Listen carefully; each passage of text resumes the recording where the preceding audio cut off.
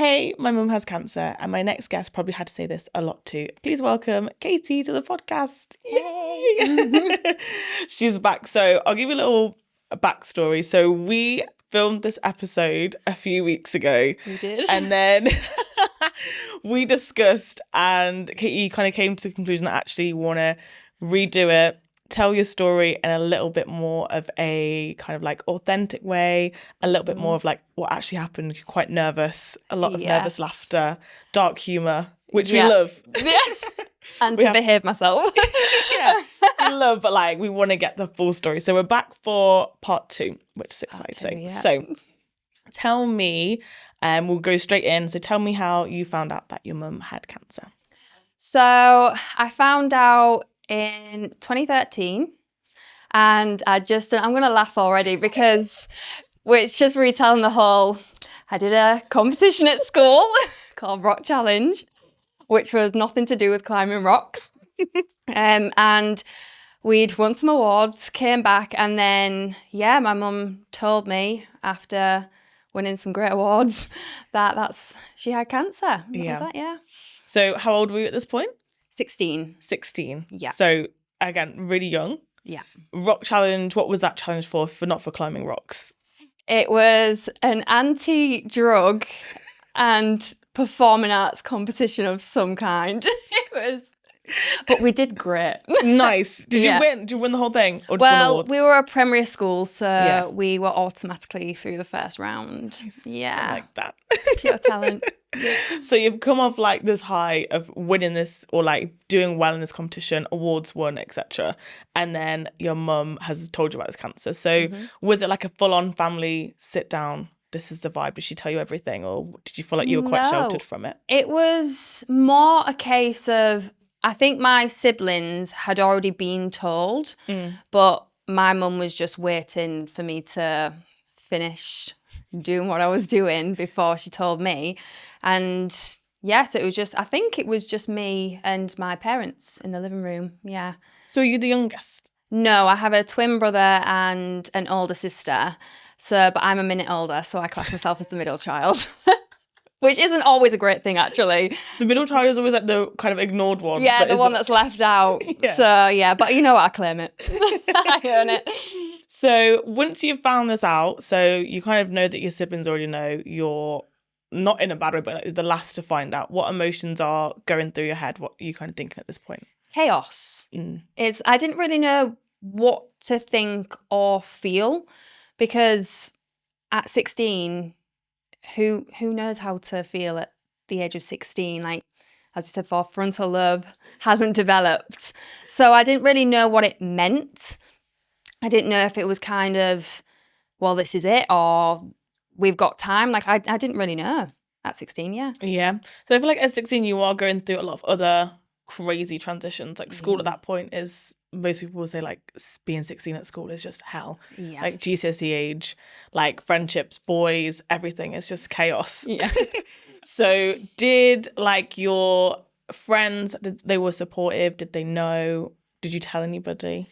I think from what I can remember is that because I was doing AS levels at the time, so a lot of my friends, not parted ways, but like some went to different colleges or whatever. But I have one solid friend, and she was my rock in school throughout that situation. So yeah, she knew. And then obviously my friends that I met at dance and things like that knew. Yeah.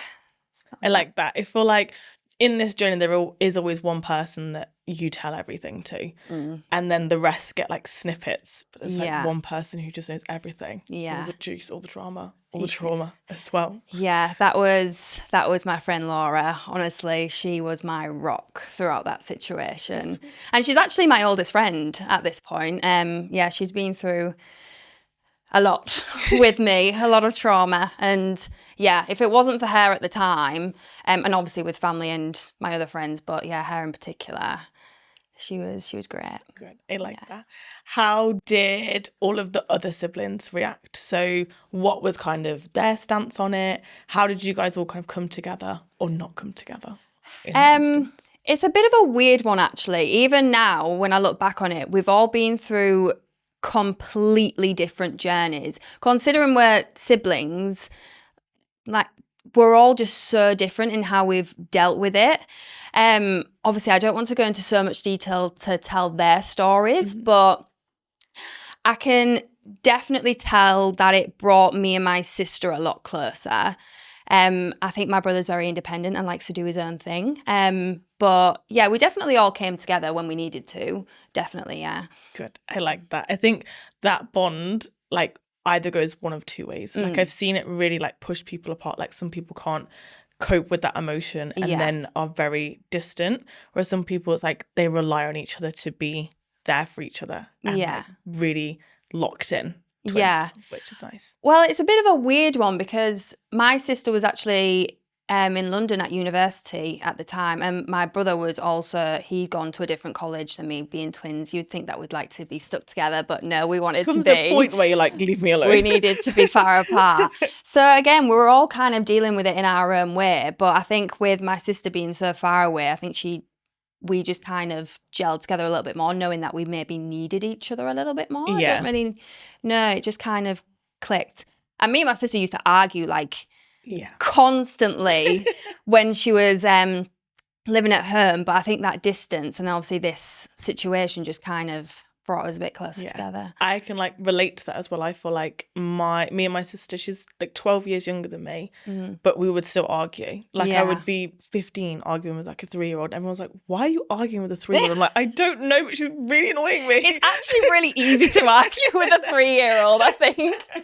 You know what? I'll give you credit for that. They're sassy. I know. They're so sassy at that age. Honestly, nothing would get under my skin more than the way she would talk to me. But now she still is like, she's a bit of in a teenage phase. But definitely, I feel like I have more of a duty to like protect her and be there for her and stuff like that. So I think definitely I can see like the correlation of like those two things bringing you together. Yeah, my sister definitely felt like she needed to take on more responsibility, I feel, especially being the oldest. And she did a great job of it, to be fair. Yeah. Nice. I like that.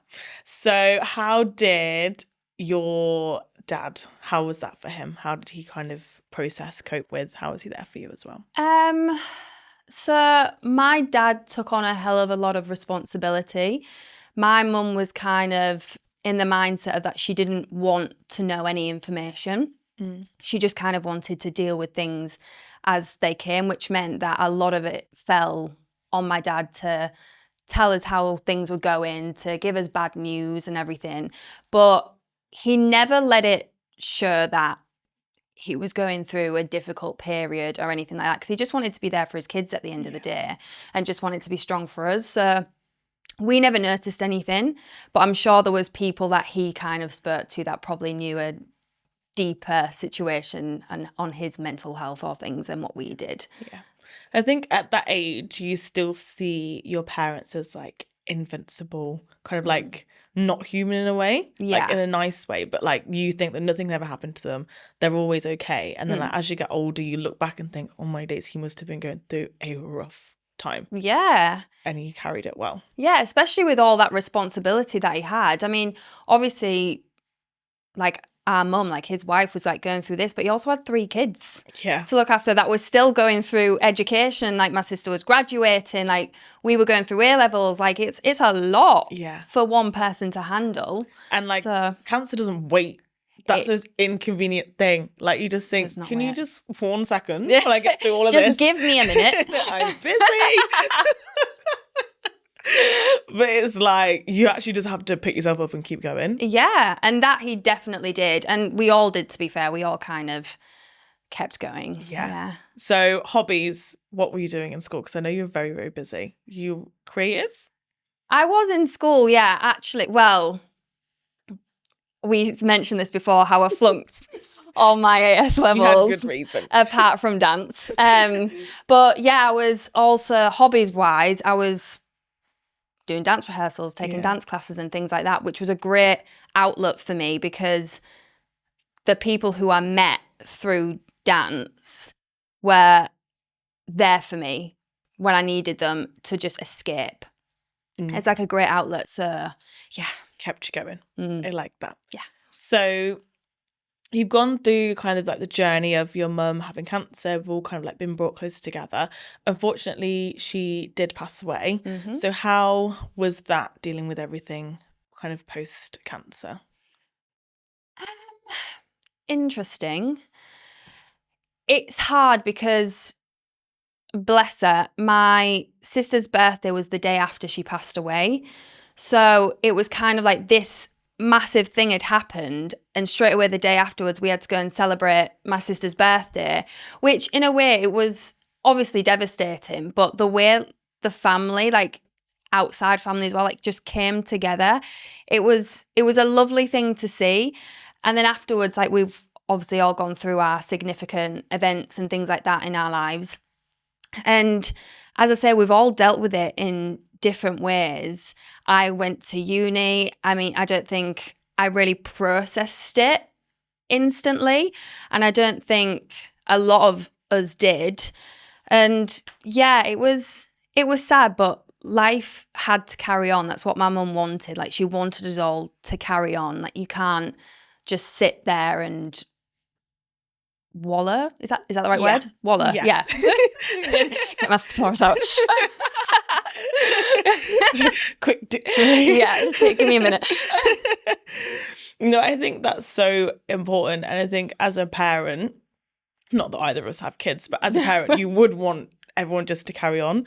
But it's so much easier said than done. And I think like a lot of the messaging is like, just keep going, just carry on. But it's like, that is really hard when you've had an absolute like bomb put in your life. Yeah. So I actually admire you for being able to carry on, because I just think I'm going to have to really like stop for a minute.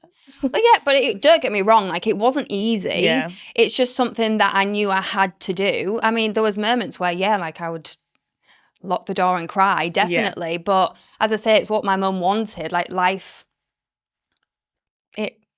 it should carry on. So that's what we all kind of did in the best way possible, for like the best way how, really. Yeah. Yeah. So I know that you went to university and then you moved to New Zealand. I did.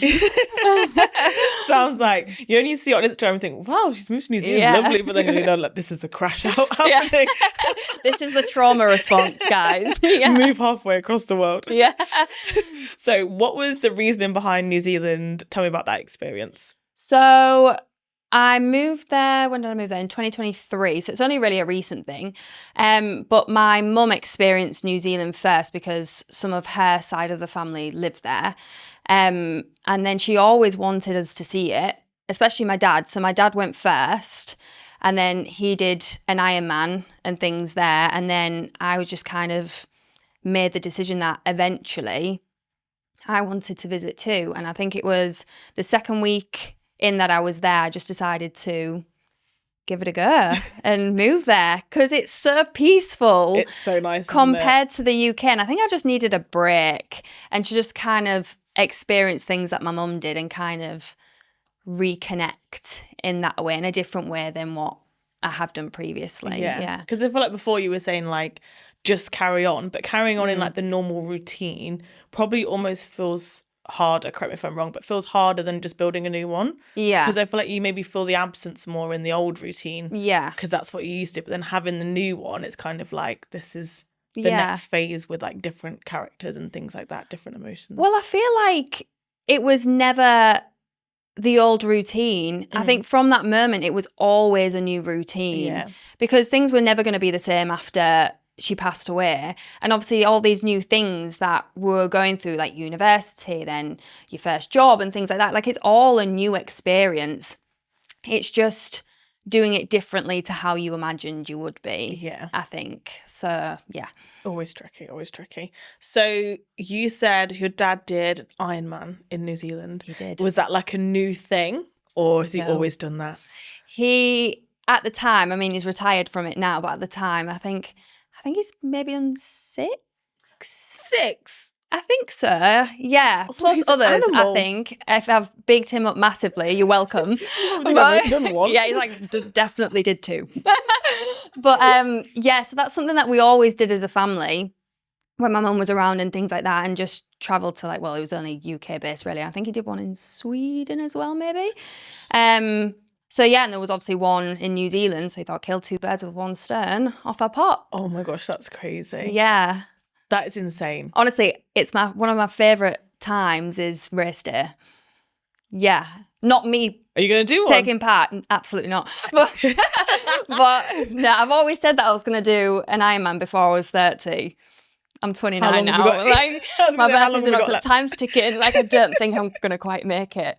I feel like every time I see someone cross the line, I'm like, it's me next. I'm going to do it.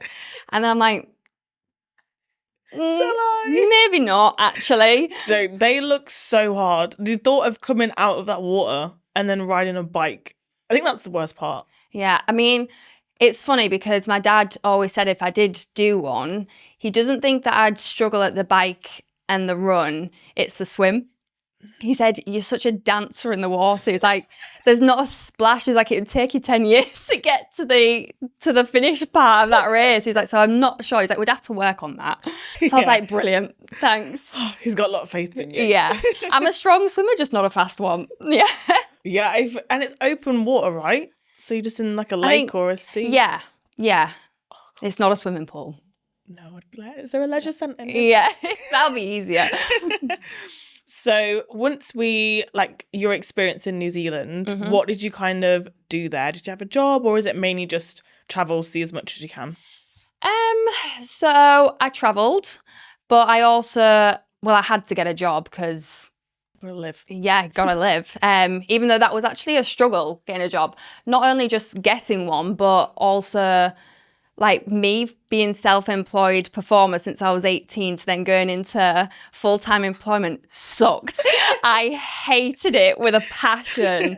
Honestly, 9 to 5, not for me. No, you don't like telling people, you don't like having people tell you what to do? Yeah. Well, it's even like, what do you mean I have to wake up at 7 o'clock every morning to go to work? Like, what is there to do at 7 a.m.? Like, there's no need. There is actually no need at this point. What jobs were you doing out there to for 7? So I started in retail and then I ended up being a dental assistant. So random. Wait, do you not need to go to like dental school? Nope. Oh. No, I think you do for like specialised practice, so maybe like an orthodontics, like to be a dental nurse. For that, maybe you need some form of qualification. But for this one, you just train and off you go. Just a nice smile, make just me with my suction tube, like looking into people's mouths. Like, what are you doing with that? Yeah, just like, while their tongue's getting sucked. I was like, sorry. It was great. That is brilliant. Yeah. So that's like North and South Island in New Zealand, right? Yes. The whole thing, or did you do North or just South? Just North. I lived in Wellington, which is in the North Island, but I travelled to both islands. I actually made some amazing friends over there who lived everywhere. So it was great. So I was constantly like travelling. Towards the end, I was travelling everywhere. Yeah. It was great. So what made you have this lovely life in New Zealand? What made you want to come back? Or did you want to come back? It's a hard one because it's not that I wanted to come back as such. It's that I just felt like I'd gotten all I could out of New Zealand, because it's not the same as the UK. There's just not a lot, from a performer's point of view, there's not a lot going on in entertainment. So I feel like I just missed it a little bit. And I just wanted to kind of get on to the next step. So I decided that it was my time. It's time. Yeah, I think that's the thing with places like that. They are a place to switch off. But in terms of opportunity, you are quite limited in what is out there. Yeah, definitely. And that's why people always, like people from Australia and New Zealand, they move here. And you think, why have you come here? Yeah. Like from all that nice weather and you've come here. Yeah. But there is like so much opportunity and like community and stuff to do over here. Yeah, and Europe's on your doorstep. And I took that for granted. And then when I was in New Zealand and I was so isolated from everywhere, I was like, damn, I wish I'd just gone for like cheeky trip to Spain before I left and things like that. So yeah, it is definitely isolated and limited, but oh my God, it's an amazing place. Gorgeous. One that I'd recommend everyone to go to. I know, it is beautiful. So once you come back to the UK, how was that transition? Awful. Tell me about it. It was awful. It was just kind of like, what do you mean I can't just go to a beach with nice clear water? No, you've got Skegness. Yeah. Love Skeggy. Love it. I've got Hornsey Beach around the corner. Nice brown water. Yeah. And it was just kind of like every time you come back, you're almost starting from scratch all over again. And then if you ever go, like I was debating on going back to maybe Australia and things like that. And I was like, if I have to come back, I'll be starting all over again. And that's hard. That's hard to do. So it was an adjustment that I'm still getting used to being back, but I feel like it's getting there. Nice. Slowly But surely. Yeah. So this might be hard, but I want to discuss the funeral. Okay. I know it sounds random, but I feel like I've been to one funeral and I felt the whole thing was like a blur. Like I couldn't tell you anything about it. Yeah. But your mum's funeral, what was that like? Talk me through the day. So from what I can remember, I just remember being ready and then my mum turning up in the hearse outside the house, and then all of a sudden we were there. I can't remember the journey between there and then, but it was just, for me, I think that actually, now that I think about it, is a point where it really hit home because, as I said before, my brother and sister did speeches. I chose not to. I don't regret doing that. I said what I needed to say. It just wasn't me who was saying it because I was bawling my eyes out. My cousin Claire, she had to transfer from the row behind to that just to console me because I think that's when like the penny dropped. And we laughed about it before because I said that she was in a wicker basket. As if she was Moses going down the river. I'm going to have to put that clip in of you describing it because I was like, oh, the wicker casket. Okay. But I still don't know what it is, you know. I even went back and I said to my dad, I went, what was it that she was in? Like, what type of casket? And we went with like a woven casket, you know, because she needed to breathe. Because she said that she was going to feel claustrophobic. So she went, yeah. So you know what? Just in case, just pop some holes in. So it was like a weaved casket, not a wicker basket. No. See, this is the word vomit that happened. So yeah, that happened, and obviously everyone was sad. The songs that she wanted played, and yeah, and then we had a celebration afterwards, and it was great. Yeah, it was a nice send off. What songs were on? What songs did she choose? The one that is pivotal to me is she chose Smile by Michael Jackson. That's precious. And then the next one is going to sound so geeky. And it's so funny because obviously we went to New Zealand, but as a family, we're massive Lord of the Rings geeks. No, it's actually going to sound really cheesy and really geeky, which it is, obviously. But there's a song in the credits that's called Into the West. And we all decided on our funerals, we'll all have that song playing and we'll all meet in the West. No, that is not geeky. That's if you beautiful. watch the film, it makes sense. I've actually not watched Lord of the Rings, but hopefully people listening will know what's going on. One of the best trilogies of all time. I'm telling you that now. I feel like I need to invest, but it's so long. Yeah, it is very long, especially the extended versions, but it's totally worth it. And as I say, like, there's been many events in our life that have had little tributes thrown in there. My mum's funeral being one. But I like the fact that you all said you want Into the West. That's actually really cute, and you're going to meet in the West. Yeah, but I've actually, because I watch Lord of the Rings all the time, I've gotten used to hearing that song after that. But Smile, Michael Jackson, I still struggle to play it. In fact, I think I've maybe played it a handful of times since she passed away, and that's nearly 12 years ago now. That's crazy. But music does do that. Music is so triggering. Yeah.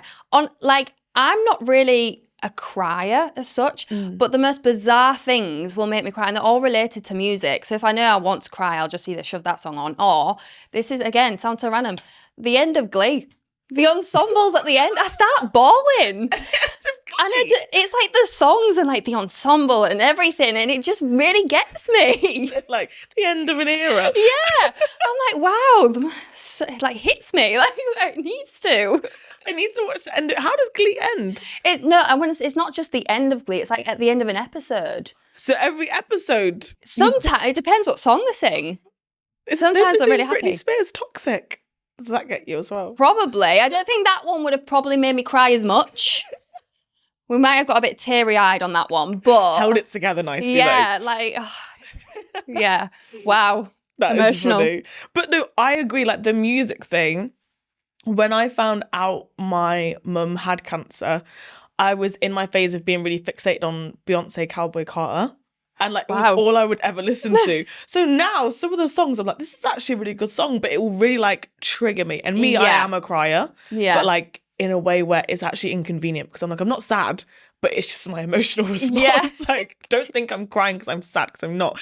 But like those songs on the album, it's like, they would be like a nice love song, but because I listened to it in that stage, it's like I have to skip it now because I'm crying. Yeah, I'm so sentimental when it comes to music. Yeah, honestly, like anything that can't, like if a song was playing right now, it would trigger me into thinking, imagine what happened the last time. Like I would have been, oh no, yeah. So music really has an effect on me. Yeah, which is crazy. Really. It is, isn't it? Do you remember what song is it? Birdie, Skinny Love. Oh wow, Jesus Christ, that is trauma. I know. The other day it came on. My mum listens to quite sad music anyway. Yeah, I think happy people listen to sad music because they can't like relate to it, or it doesn't make them sad to a certain extent. But she played it and I was like, turn it off, because I'm gonna cry. She was like, what? And I was like, turn it off. Yeah. Oh, what was the one that was she's on a swing? Is it Concrete Angel? That is the saddest song. Oh my god, that was childhood. That was childhood trauma there. It was like I feel like things didn't really go viral back then, but it was like a viral thing of it just was played all the time. Concrete Angel. Wow, what a throwback. Oh my gosh, that was awful. I haven't thought about that in I know, and you see how we both knew it. Yeah. That's how traumatizing it was. Wow. And we didn't really get it. No. But like, we knew it was sad. Yeah. And the video as well to go with it. I mean, props to them because it did the job. Yeah. But wow. Concrete Angel. Yeah. You will. I'll be listening to that on the way home. Now it's crying. This was supposed to be a healing conversation. I'll be voice noting going on the way home. Like, I'm doing it. I'm crying. That is so precious. No, yeah, that song was awful. But it was a banger though. It was a bop. Okay, so thinking about now, like you're an adult. I class you as an adult now. We're grown. Yeah, well, loosely. Loosely. Yeah. What is something that if you could kind of like see your maybe like 16 to like 18-year-old self, what would you say to little Katie? Honestly, I would say, and again, it might sound really cheesy, but everything's going to be okay. Mm-hmm. I think that's all I would have needed to hear. I feel like you don't believe it in the situation, but it really is. And I always remember when you have to make the announcement on Facebook that someone's passed away, and someone commented on it saying, it's a really awful experience that you're going through, but if you allow it, it will mold you into the most fantastic person. And I remember that out of all the comments, that's one that has always remained switched on. To be fair, sometimes I still think, has it happened yet? Like, am I this person? But yeah, so everything's going to be okay. And just keep going. Just keep going, yeah. I think you're right in the fact that at the time you think, well, no, it isn't. Yeah. Why are you lying to me? Of course, yeah. But having like the hindsight to be actually, maybe if you hadn't gone through all this, you wouldn't have moved to New Zealand, wouldn't have had these experiences, or you might have like gone on holiday to New Zealand and then just come back and be like, oh, remember that trip from 6 months ago? But going through all this has put you in positions that you probably don't want to be in, but at the same time are almost grateful to have been in. Yeah. And I think as well, like, not even my own personal experiences, but being able to be there for other people when they're going through similar situations and things like that is also like a great thing. It like brings everyone closer together. And yeah, I think just just being kind, makes you into like a kinder person as well. And it makes you appreciate things a lot more because, yeah, things do get taken away from you pretty quickly. Definitely on that, appreciating things, being kinder. Like before I knew about my mum's cancer, Yeah. I was very like, career, just want to be successful in my career. And then after, I was like, okay, I can be successful, but as long as I've got my family, Yeah. take anything away from me. Family and health, as long as I've got that, take what you want. I mean, for me, obviously it was the same, but I think at a point I almost made a bit of an unhealthy balance because it was almost, I went through a phase of like, I can't do this because this happened almost, and like I have to be with family and everything, and it almost put my career path or whatever to a sideline, which also wasn't, for me, it wasn't the best thing for me to do, which I then eventually realised and started back on with the fire. She's fire breathing She again. switched on again. I think though, being able, or given a circumstance where you're able to have that pause and then spend time with your family, still needed though. Yeah. Because although it was like an intense time, you would have gone through life and kind of like dibbled and dabbled in and out of family rather than like just focus on them back to career. Do you think? Yeah, but I also feel like, especially with dance, I remember actually very clearly, I realised that I actually started to resent it a little bit because as much as my mum wanted us to carry on and things like that, and again, dance was a great outlet, I almost felt guilty at the fact that I did that instead of spending every single minute in the hospital. And I remember, because it was with our mutual friend Anna when I lived with her, I went in and I was just thinking, I think I'm almost angry at the fact that I was dancing and now like I don't really feel like in the mood to dance as much because I'm so angry at the fact that I did that.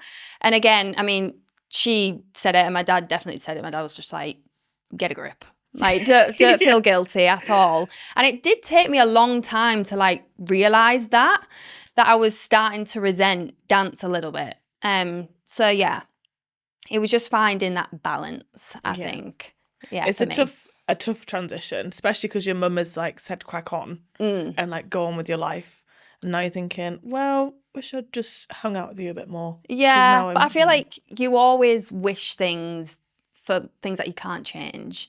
You know what I mean? And I think if I did spend every single minute in that hospital, I think I would have gone insane. Oh, absolutely. In all honesty, like, love you, mum. I love you. But I think I actually would have gone insane.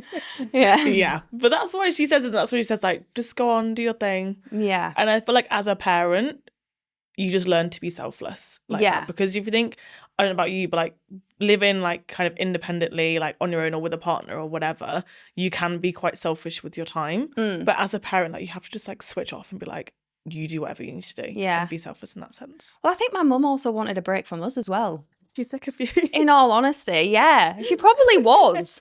Now, we're probably all, I don't know, like doing stupid games or stuff like that. And as well, like I always have to think like my mum probably wanted space to process her own feelings as well. So there was probably reasons why she was like, yeah, can you just all piss off just for a minute? Just give me a minute. They probably said, you can go home now. She's like, no. Yeah, because that's one thing that my mum always did. Like she never really moaned that much about it. I think she wanted to create like a calm space as much as possible for us all. And I think when we came in with the chaos, trying to like make her happy and stuff like that, I bet she just thought, come on guys, like just give me a minute. And she got really tired as well towards the end, so she probably just needed a nap. Yeah, like mum, look at what I draw you. Oh, yeah. Lovely. Definitely. Oh my god. So final question. If your mum was here right now in the podcast room, the guy said there was ghosts. Yes. So if it's potential, yeah, she could be here. Yeah. If your mum was here right now, what would you say to her? Oh, do you know what? I've actually never been asked this question, and I've never really thought about it. What would I say? What would I say to her? I think I'd probably just tell her everything that's happened within the 12 years, or I'd say it's good timing because the 12-year anniversary is coming up. I'd be like, yeah. Yeah, it's on the 24th of July. It's coming up. So it is coming up. But yeah, I don't really know. I think I just tell her everything that had happened and just give her the biggest hug. Yeah. The biggest hug. Because that is, I think when someone passes away, without that physical touch, it's like, well, it is just all memory. It's like what she said and how her voice sounded and everything like that. So it's like that physical touch, like just hugging, that I'd just give her a big hug. That's so sweet. I feel like a mother's hug is the best thing in the world. Oh, it is. Yeah. It 100% is. I mean, don't get me wrong, my dad gives good hugs as well. And so do my friends, because I've received a lot from me because I'm such a hugger. I'm a hugger. I love a hug. And I hate it when people like go to hug you and it's so weak. I know. I'm like, what's the point? No, because then it's not a hug, you're just touching me. And it's yeah. just like, yeah, you're just touching me. Yeah, what are you touching? Like, I just don't understand. I don't get it. I'm like, why don't you just, if you don't like it, handshake. Yeah, it's fine. Or just say hello. Yeah. Like, you don't have to hug. Like, just that.